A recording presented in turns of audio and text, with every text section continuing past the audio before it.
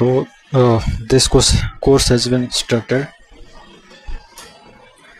हमरो योद्धा A1 batch GK class एबे स्टार्ट हो जाइए general knowledge masters computer based test भलिया सेम क्वेश्चन आसीबो हमरो ए क्वेश्चन टे एबे स्टार्ट हो जाइए टारगेट एग्जाम रोची हमरो SSC CGL CHSL and MTS वगैरह वगैरह रेलवे एनटीपीसी ग्रुप डीएनएएलपी आरपीएफ वगैरह वगैरह हमरो रोची सब प्रथम क्वेश्चन को आम जीवा पूर्व गोटे सूचना मु देवा को चाहिए कि आमर जो रही कोर्स योद्धा A1 batch GK class based रही योद्धा A1 बैच को आप सब्सक्रिप्शन नहीं जानतु कहीं मतलब यही चैनल सेम एमती कोर्स आसो only based on GK course आसो general knowledge master computer based test रो सेम क्वेश्चन मतलब सेमती ही क्वेश्चन आम एड करूँ क्वेश्चन को एबे बढ़ेबा 25 क्वेश्चन अच्छे लैंग्वेज रही English plus Odia test code माने कंप्यूटर बेस्ड सॉरी योद्धा कंप्यूटर बेस्ड टेस्ट 1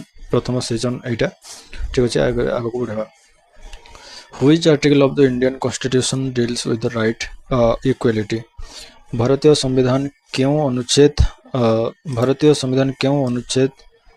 समानता अधिकार सह रहबो एमती रही क्वेश्चन आर्टिकल 14 आर्टिकल 21 आर्टिकल 19 कि आर्टिकल 32 एमती क्वेश्चन अच्छे क्वेश्चन रो आंसर रही आर्टिकल 14 भारतीय संविधान अनुच्छेद 14 आईन आगे समस्त को समान अधिकार प्रदान करा जाए अनुच्छेद 14 रु 18 पर्यंत समान अधिकार विषय वर्णना करा जाए ठीक अच्छे यही अनुच्छेद 14 रे आईन आगे समस्त को समान अधिकार समान प्रदान करा जाए ठीक अच्छे एमती रही क्वेश्चन देन आम आगे को बढ़ा who was the founder of the Maurya empire Maurya साम्राज्यर प्रतिष्ठाता किए थे अशोक बिंदुसार चंद्रगुप्त मौर्य कि हर्ष चारोटी क्वेश्चन नंबर 2 क्वेश्चन ऑप्शन 4टी अच्छी करेक्ट आंसर रही चंद्रगुप्त मौर्य चाणक्य कौटिल्य सहायतार चंद्रगुप्त मौर्य नंदवंशर शेष शासक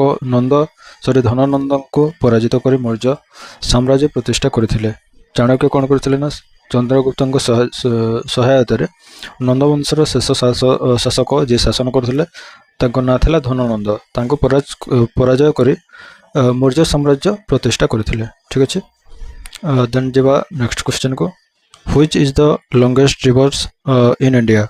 Which is the longest river in India? भारतर सबठारु दीर्घतम नदी केउठी गोदावरी ना ब्रह्मपुत्र ना गंगा ना इंदस ब्रह्मपुत्र नदी नुहे किंबा गोदावरी नुहे किंबा इंदस नुहे ये रही गंगा गंगा भारतर सबठारु दीर्घतम नदी जहाँ मोट लंबा प्राय 2525 किलोमीटर यार उत्तराखंडर गांगोत्री हिमबाहर आसी ठीक अच्छे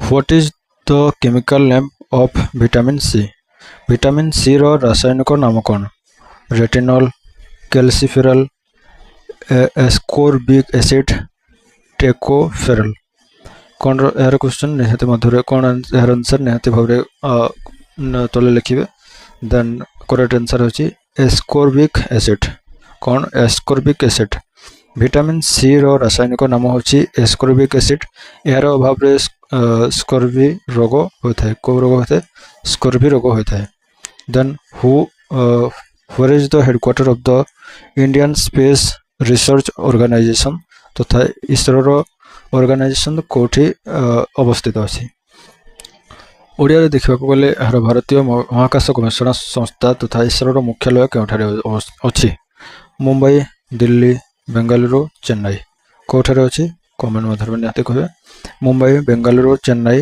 न्यू दिल्ली यार सठिक उत्तर होछि बेंगालुरु इसरो मुख्यालय कर्णाटक बेंगालुरु ठारे अवस्थित यह 15 अगस्त 1969 विक्रम साराभाई द्वारा प्रतिष्ठा करा जायथिला ठीक अच्छे देन नेक्स्ट क्वेश्चन को जिबा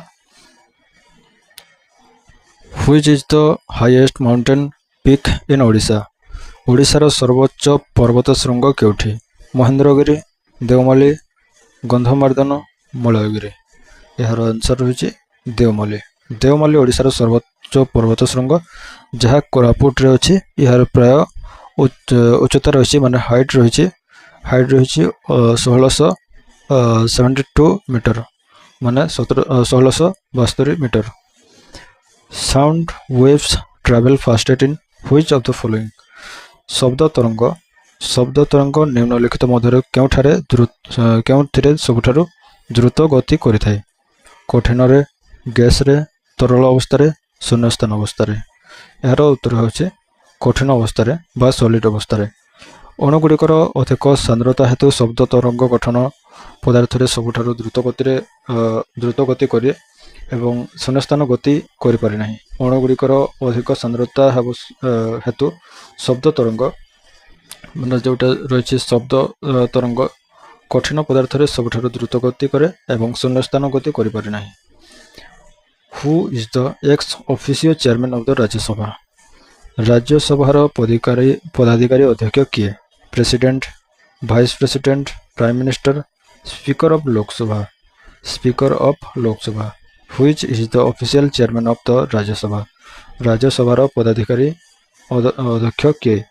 president, Prime minister, vice president, speaker of Lok Sabha? ଏହାର ଆନ୍ସର ହେଉଛି ଭାଇସ୍ ପ୍ରେସିଡେଣ୍ଟ। ଭାରତର ଉପରାଷ୍ଟ୍ରପତି ହେଉଛନ୍ତି ରାଜ୍ୟସଭାର ପଦାଧିକାରୀ ଅଧ୍ୟକ୍ଷ ତଥା ଏକ୍ସ ଅଫିସିଓ ଚେୟାରମ୍ୟାନ୍। ନେକ୍ସଟ କ୍ୱେଶ୍ଚନକୁ ଯିବା। Who wrote the famous book discovery of India? Discovery of India କିଏ ଲେଖିଛନ୍ତି? ମହାତ୍ମା ଗାନ୍ଧୀ, ସୁଭାଷ ଚନ୍ଦ୍ର ବୋଷ, ଜବାହରଲାଲ ନେହେରୁ, ରବୀନ୍ଦ୍ରନାଥ ଟାଗୋର? କିଏ ଲେଖିଛନ୍ତି? ଜବାହରଲାଲ ନେହେରୁ। ଭାରତର ପ୍ରଥମ ପ୍ରଧାନମନ୍ତ୍ରୀ ତଥା ପଣ୍ଡିତ ଜବାହରଲାଲ ନେହେରୁ ଅହମ୍ମଦନଗରର ଦୁର୍ଗ ଜେଲରେ ବନ୍ଦୀ ହୋଇଥିବା ସମୟରେ ଏହି ପୁସ୍ତକଟି ଲେଖିଛନ୍ତି। ଭାରତର ପ୍ରଥମ ପ୍ରଧାନମନ୍ତ୍ରୀ ଯିଏ ଥିଲେ ଆମର ପଣ୍ଡିତ ଜବାହରଲାଲ ନେହେରୁ ଅହମ୍ମଦନଗରର ଦୁର୍ଗ ଜେଲରେ ଥିଲେ। ସେହି ସମୟରେ ସେ ପୁସ୍ତକଟି ଲେଖିଥିଲେ। ପୁସ୍ତକର ନାମ କ'ଣ? ପୁସ୍ତକର ନାମ ହେଉଛି discovery of India. Discovery of India. କିଏ ଲେଖିଥିଲେ? ଜବାହରଲାଲ ନେହେରୁ ଲେଖିଥିଲେ। ଭାରତର ପ୍ରଥମ ପ୍ରଧାନମନ୍ତ୍ରୀ ତାଙ୍କ ନାଁ ହେଲା ପଣ୍ଡିତ ଜବାହରଲାଲ ନେହେରୁ ଅହମ୍ମଦନଗର ଦୁର୍ଗ ଜେଲରେ ବନ୍ଦୀ ହୋଇଥିବା ସମୟରେ ସେ ଏହି ପୁସ୍ତକଟି ଲେଖିଥିଲେ। ଠିକ୍ ଅଛି। ଦ ନେକ୍ସଟ କ୍ୱେଶ୍ଚନକୁ ଯିବା। Who estimate the national income in India? Who estimate the national income in India? ଭାରତରେ ଜାତୀୟ ଆୟ କିଏ ଆକଳନ କରେ? ଆୟୋଗ, reserve bank of India, national statistical officer, ministry of finance? କିଏ କରେ? National statistical officer office NSO। ଠିକ୍ ଅଛି। ଭାରତର ପରିସଂଖ୍ୟାନ ଏବଂ କାର୍ଯ୍ୟକ୍ରମ ରୂପାୟନ ମନ୍ତ୍ରାଳୟ ଅଧୀନରେ ଥିବା ଜାତୀୟ ପରିସଂଖ୍ୟାନ କାର୍ଯ୍ୟାଳୟ ତଥା NSO ଜାତୀୟ ଆୟ ଆକଳନ କରୁଛି। ଠିକ୍ ଅଛି।